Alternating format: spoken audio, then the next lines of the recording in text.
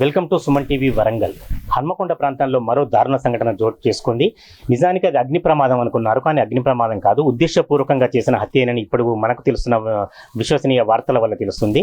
ప్రవీణ్ కుమార్ అనే వ్యక్తి ఎవరైతే తన మామ మీద కోపం పెంచుకొని మామను భార్యను సుత్తితో కొట్టి చంపారో, ఆ తర్వాత అగ్నిజ్వాలలకు ఆహుతి చేశారో, దానికి సంబంధించి ఈ సంఘటన అంటే ప్రత్యక్ష సాక్షులు లేనప్పటికీ కూడా ఈ సంఘటన ఎలా జరిగింది? రాజీవ్ గృహకల్ప, కడిపికొండ రోడ్లోని రాజీవ్ గృహకల్ప దాదాపు 500కు పైగా ఇండ్లు ఉన్నాయి ఇక్కడ. దీనికి సంబంధించి ఇటువంటి సంఘటనలు గతంలో ఎప్పుడైనా జరిగాయా? తర్వాత దీనికి సంబంధించిన పూర్వపరాలు ఏమిటి? వారు కిరాయికుంటున్నారా లేకపోతే యజమానుల? దీనికి సంబంధించిన అన్ని వివరాలు కూడా తెలుసుకునే ప్రయత్నం చేద్దాం. కుమారస్వామి గారు ఉన్నారు మనతోని, ఈ కాలనీ అసోసియేషన్ ప్రెసిడెంట్. వారిని అడిగి తెలుసుకుందాం. సార్, అసలు ఏం జరిగింది, మీకు తెలిసిన సమాచారం చెప్పండి. సార్, ఈరోజు జరిగినటువంటి సంఘటన చాలా బాధాకరం. రెండవది ఏంటంటే, నిన్న 9-10 గంటల ప్రాంతంలో అంతకుముందే నిన్న ఒక ముసలమ్మ వృద్ధురాలు చనిపోయింది. మేము ఆమె దహన సంస్కారాలు చేసేసరికి 9 నుంచి 10 గంటలు అయింది రాత్రి. మేము అలిష్టతోటి వచ్చి మేము ఎవరి ఇళ్లలో వారికి మేము పడుకున్నాం. తెల్లవారి సమయంలో 4 గంటల ప్రాంతంలో 5వ బ్లాక్ నుండి నాకు ఫోన్ రావడం జరిగింది. ఇట్లా పొగలు వెళ్తూ ఉన్నాయి, ఎవరో దహనం జరుగుతూ ఉన్నది, ఎవరో కాలిపోతూ ఉన్నారు అన్నటువంటి నాకు ఫోన్ చేస్తే నేను ఇమ్మీడియట్లీ లేచి 4 గంటలకు ఉదయంలో నేను 5వ బ్లాక్కు వెళ్ళడం జరిగింది. వెళ్ళేసరికి పోలీసు బృందం వాళ్ళందరూ అక్కడ ఉన్నారు. సిఐ గారు, ఎస్ఐ గారు వాళ్ళందరూ డిపార్ట్మెంట్ వాళ్ళందరూ ఉన్నారు. ఉండేసరికి అరే నువ్వే లీటర్ సాబ్, నీకోసం నేను ఫోన్ చేద్దాం అనుకుంటానని వాళ్ళు అన్నారు. అనేసరికి వెళ్ళిన లోపల పోయి చూద్దాం అని నన్ను కూడా పిలిచిండు. పిలిచేసరికి ఆ మెత్త అనే దిండు, తల కింద పెట్టుకున్నటువంటి దిండు కానీ, వేసుకున్నటువంటి పడక, ఆ బట్టలు కానీ కాలిపోయి వాసన వస్తూ ఉన్నది. అప్పటికే వాళ్ళు చనిపోయిండ్రు.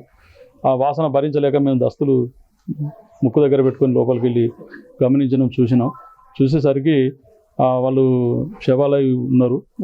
ప్రవీణ్ అతన్ని పోలీసు వాళ్ళు అడిగిండ్రు, మరి నువ్వు కాలుతా ఉంటే చనిపోతూ ఉంటే నువ్వు ఏం చెప్పలేదా? మరి చిన్న చెంచా పడితేనే సౌండ్ వస్తుంది, ఎలుక వెళ్తేనే సౌండ్ వస్తుంది.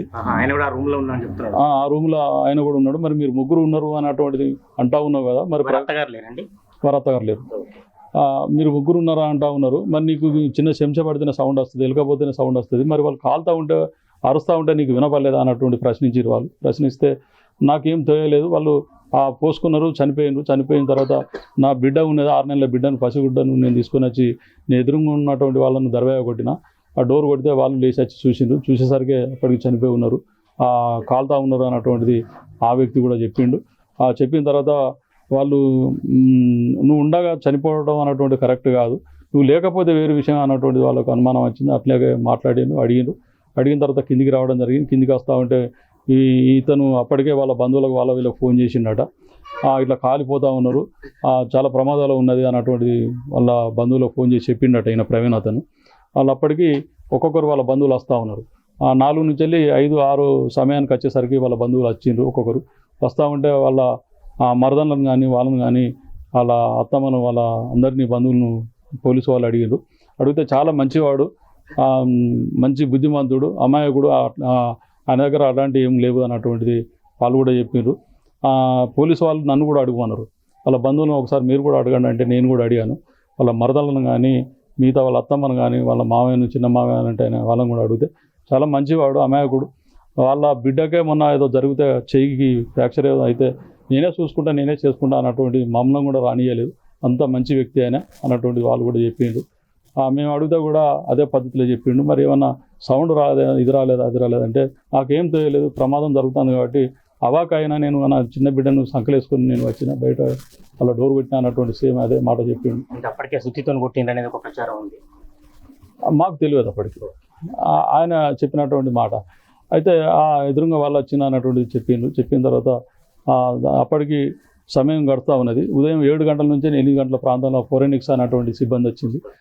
వాళ్ళు వేలు ముద్రలు గిట్ల తీసుకున్నటువంటి వాళ్ళు చేసే పని వాళ్ళు చేసిండ్రు. వీళ్ళు డిపార్ట్మెంట్కి సంబంధించినటువంటి మరొకసారి ఆయన ఏదో మందులిచ్చి గట్టిగా మాట్లాడితే చెప్పినటువంటి మాట ఏందట అంటే, నేనే సుత్తతోటి బలంగా కొట్టిన తర్వాత చనిపోయిన తర్వాత అనుమానం రావద్దు అన్నటువంటి దానికోసం పెట్రోల్ పోసిన నేను అడ్డు పెట్టినా అన్నటువంటిది చెప్పిండ్రు అన్నటువంటి మాట పోలీసు వాళ్ళు అడిగితే చెప్పిండ్రు అన్నటువంటిది మాట వాళ్ళ బంధువులే చెప్పిండ్రు.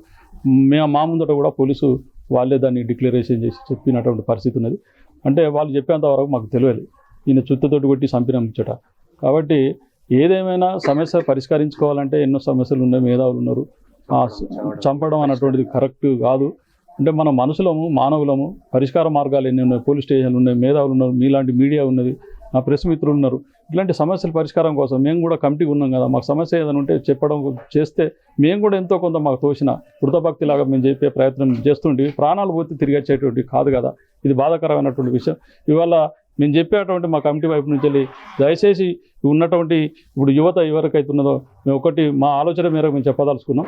ఇవాళ గంజాయికి డ్రగ్స్కు ఈ మత్తు పానీయాలకు అలవాటు పడి రెండవది వీటన్నిటికంటే ప్రమాదమైనటువంటిది ఏంటంటే మొబైల్లో చాటింగ్ కానీ ఇంకేం కానీ ఇవి వచ్చేటువంటి ఏవైతే అలా మొబైల్లో వస్తూ ఉన్నాయో దాన్ని అట్రాక్ట్ అయ్యి పెద్ద మత్తుగా అది మారింది. ఈ యువత చెడిపోయేది ప్రధానమైనటువంటి అంశం అనేది మేము భావిస్తా ఉన్నాం. కనీసం కుమారస్వామి గారు అంటే వీళ్ళు కిరాయిదారులా లేకపోతే ఓనర్లా? ఓనర్సే. వీళ్ళు ఓనర్సేనా? వాళ్ళు ఎన్ని ఏళ్ళ నుంచి ఉంటున్నారు మీకు తెలిసిన సమాచారం? మాకు తెలిసిన సమాచారం మేరకు దాదాపు ఒక 3-4 సంవత్సరాల నుంచి ఉంటారు. ఇప్పుడు ప్రవీణ్ రెగ్యులర్గా వస్తుంటాడు, వాళ్ళ ప్రవీణ్ గారు వాళ్ళ మామ భార్య ఉంటుంది అక్కడ. అత్తగారు లేరా వారికి? లేదు, చనిపోయారా? ఓకే. అంటే ఆ ముగ్గురు ఎప్పుడైనా విభేదాలు కానీ ఇష్యూలు కానీ ఇంకేదైనా కానీ మీరు గమనించినంత వరకు? మేము గమనించినంత వరకు ఆయన ఆటో ఉంటుంది, ఆటో నడుపుకునేటువంటి ఆయన జీవనోపాధిగా ఏం చేస్తారు రాజశేఖర్ గారు మామ? రాజశేఖరే మామ అనేతనే రాజశేఖర్ ఆటో నడుపుతాడు. ఈ ప్రవీణ్ అతను హైదరాబాద్ లో ప్రైవేట్ ఏదో జాబ్ చేస్తాడంట, వచ్చిపోతుంటాడు. ఈ 6 నెలల నుంచి వెళ్ళి చిన్న పాప కాబట్టి వీళ్ళ బిడ్డ ఇక్కడే ఉంటా ఉన్నది. ఈ వారం రోజుల ముందు వచ్చిండట ఈయన, అన్న ప్రసాదం చేసుకుందాం ఇద్దరం అన్నటువంటిది దేవుని ఫంక్షన్ చేసుకున్నారట. ఎక్కడ విభేదాలు లాంటి మీకు కూడా ఎక్కడ కనపడలే. ఇప్పుడు వాళ్ళు ఉండేది ఆ బ్లాక్ లో ఉంటారు, మేము ఉండేది ఈ బ్లాక్ లో ఉంటాం. మీరు ప్రెసిడెంట్ కాబట్టి అంటే ఇప్పుడు అందరితో ఎట్లా ఉండేది? వాళ్ళ ఫ్యామిలీ కానీ రాజశేఖర్ గారు కానీ ప్రవీణ్ కానీ వాళ్ళ భార్య రమ్యశ్రీ కానీ ఎట్లా ఉండేది? ఇప్పుడు రాజశేఖర్ అనే అతను మేము ఎప్పుడైనా కనపడితే నమస్తే అంటే నమస్తే కూడా పోయేది, అంతవరకే ఉండేటువంటిది. రెండవది ఏంటంటే ఆయన బతకడం కోసం ఆయన ఒకడే ఉండేది కాబట్టి వంటలు కూడా చేసేదట. ఈరోజు చెప్పేటువంటి విషయం మామ వంటలు చేసి ఆయన కొంచెం అలిస్ట్ అయితే మంది తీసుకునేటువంటి తాగేవాడట. తాగిన తర్వాత వాళ్ళ ఇంటి విషయాలకు సంబంధించింది, గతంలో ఏదో వాళ్ళకు భూములకు సంబంధించినట్టు వాళ్ళ పాలెలో వాళ్ళ వీళ్ళకి సంబంధించింది గుర్తుకొచ్చినప్పుడు 10-20 ఏళ్ళ క్రితం విషయాలు ఏమైనా ఉంటే ఈయన వాళ్ళని తిట్టేదట తప్ప కానీ బిడ్డలను కానీ అల్లులను కానీ ఒక మాట అనకపోయేదట. మీరు ఇదే కాలనీలో ఉంటారా సార్? మీరు ఇక్కడే ఉంటారా? అంటే ఇప్పుడు ఆ మంటలు కానీ ఆ పొగ కానీ మీరు గమనించినంత టైంలో 5-6 గంటలకు ఏం కనపడలేదా మీకు కూడా? అప్పటికి ఏం అవ్వలేదు. కొన్ని గంటలు మాకు ఫోన్ చేసినప్పటికీ మేము వెళ్ళేసరికి అప్పటికే కాలిపోయి ఉన్నారు. డోర్ తీస్తే కాలిపోయి ఉన్నారు. చూసి మేము కిందకి వచ్చేసి వాళ్ళకు కూడా ఏం తెలియలేదు, ఎవరికి ఏం తెలియలేదు.